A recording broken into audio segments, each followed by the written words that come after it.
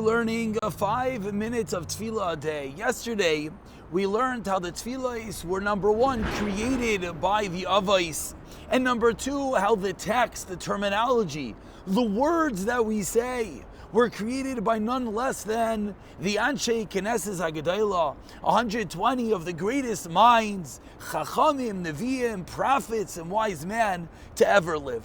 And yesterday we started to understand how Avram Avinu is Shachris, Yaakov, Yitzchak is Mincha, Yaakov is Ma'ariv.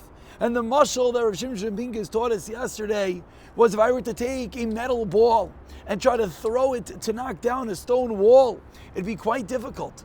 But if I were to take an exploding metal ball, a metal ball with explosives inside, then with a mere toss, it hits the wall, it explodes. Says Rav Shimshon Pincus, that is the kayach, that is the strength, that is the power that the Anshe Knesset HaGedolah imparted into each and every word of our tefillahs, that with a mere toss, just by saying the words, and we're going to see how real this is, it does not depend necessarily on how much kavanah you have.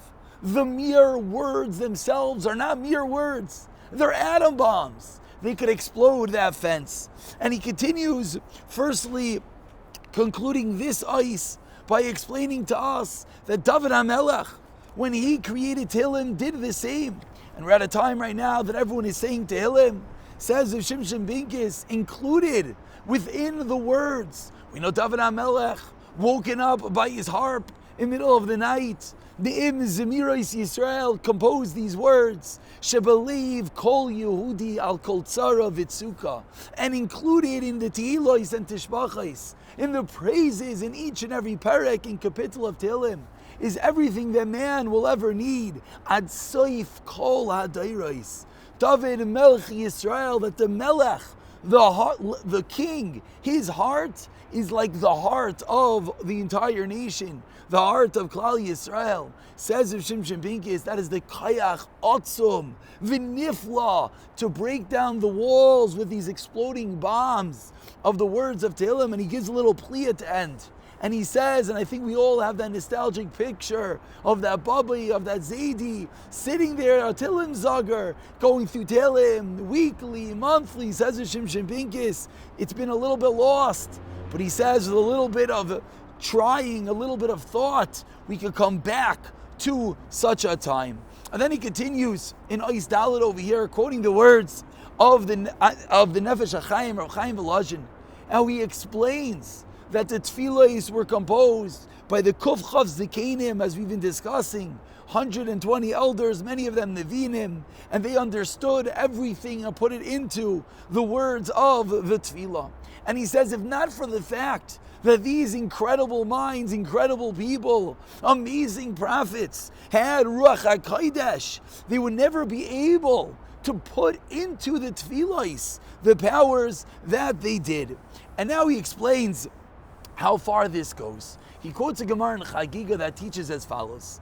Adam HaRishon, before he sinned, what happened? Says the Gemara, he was able to see from one end of the world to the next end of the world. Adam HaRishon stood on the ground and he reached all the way up to heaven. But what happened? After Adam HaRishon sinned, he was diminished, says the Gemara.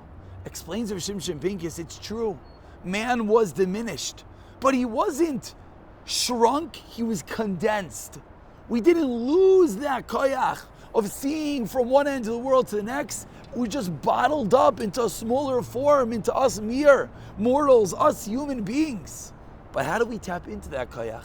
How could we possibly come to the place of Adam HaRishon before the Chet? How can we come to a time and place that one is able to utilize that incredible koyach?